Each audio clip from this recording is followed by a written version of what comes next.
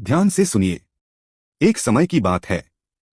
एक ब्राह्मण का पुत्र था, बड़ा बुद्धिमान, तेजस्वी और अध्ययनशील।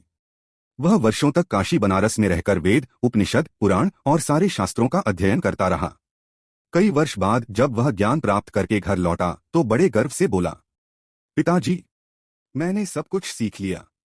चारों वेद रट लिए हैं, कौन सा मंत्र किस पन्ने पर लिखा है सब याद है।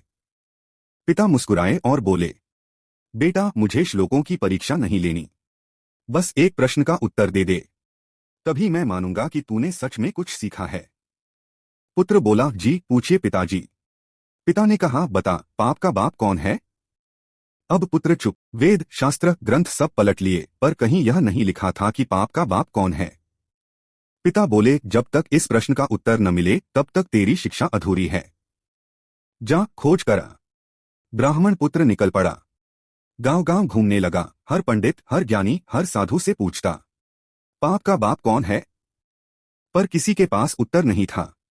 थका हारा, भूखा प्यासा वह एक गांव में पहुंचा। एक घर के आंगन में तुलसी का पौधा लगा देखा तो मन में सोचा, यह तो किसी भक्त, ब्राह्मण या वैष्णव का घर होगा। वह भीतर गया और बोला, माँ, थोड़ा जल मिलेगा।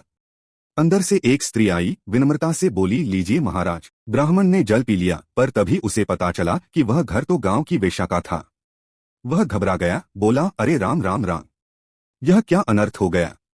मैं तो निकला था पाप के बाप को खोजने, और यहाँ तो खुद पाप कर बैठा। तभी वह स्त्री हाथ जोड़कर बोली, महाराज, हम भी इंसान हैं।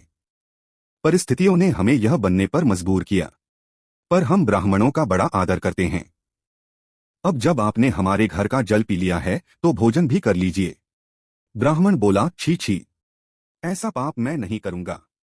अब तो मुझे गंगा जाकर स्नान करना पड़ेगा।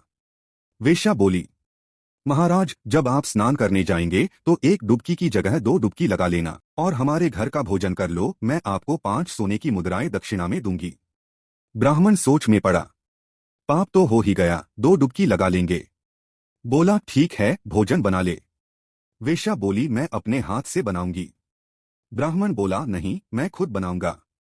वह बोली, तो 3 डुबकी लगा लेना, मैं 10 सोने की मुद्राएं दूंगी। ब्राह्मण हंसकर बोला, ठीक है, बना ले। भोजन तैयार हुआ। जैसे ही ब्राह्मण खाने बैठा, वेश्या बोली, महाराज, एक निवाला मैं अपने हाथ से खिलाना चाहती हूँ। ब्राह्मण बोला, राम राम, और पाप करवाएगी। वह बोली, 20 सोने की मुद्राएं दूंगी, 4 डुबकी लगा लेना। अब ब्राह्मण मान गया, अच्छा ठीक है, खिला दे।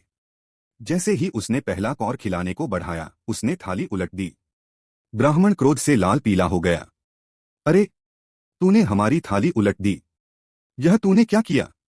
वेश्या बोली, महाराज क्षमा करें, जब आप मेरे घर में आए तो मैंने आपके मुंह से सुना कि आप पाप के बाप को खोजने निकले हैं। आपको उत्तर देने के लिए ही मैंने यह सब किया। ब्राह्मण चकित हुआ, उत्तर, क्या मतलब। वह बोली, जब मैंने कहा भोजन कर लो तो आपने मना कर दिया। जब कहा 5 सोने की मुद्राएं दूंगी तो आपने सोचा, ठीक है, 2 डुबकी लगा लेंगे। 10 दी तो और पिघल गए। 20 दी तो आप मेरे हाथ का निवाला भी स्वीकार करने को तैयार हो गए। तो सुनिए महाराज, पाप का बाप है लोभ, लालच। लोभ ही वह शक्ति है जो इंसान से पाप करवाती है। लोभ चोरी करवाता है, झूठ बोलवाता है, धोखा दिलवाता है, अधर्म करवाता है। हर पाप की जड़ में लोभ बैठा है। ब्राह्मण को जैसे ज्ञान की ज्योति मिल गई। वह हाथ जोड़कर बोला, तू ही मेरी गुरु है। फिर वह घर लौटा और पिता के चरणों में झुक गया। पिता ने पूछा, बता बेटा, क्या सीखा।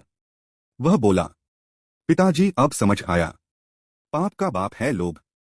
मनुष्य लोभ के वश होकर ही अधर्म करता है। पिता मुस्कुराए, अब तू सच में विद्वान हुआ। मित्रों, यही इस कथा का सार है। हम जीवन में हर बुराई, हर अनर्थ लोभ के कारण करते हैं। लालच हमें दूसरों को धोखा देने, बेईमानी करने और धर्म से भटकाने पर मजबूर करता है। पर याद रखो, लोभ से कमाया धन कभी सुख नहीं देता। ऐसे घरों में अशांति, कलह और रोग आते हैं। और ईमानदारी से कमाया छोटा सा सुख भी शांति का सागर होता है। जैसा कहा गया है, रूखा सूखा खाए के ठंडा पानी पी, देख पराई चोपड़ी मत ललचाई जी। पाप का बाप लोभ, धर्म का आधार संतोष।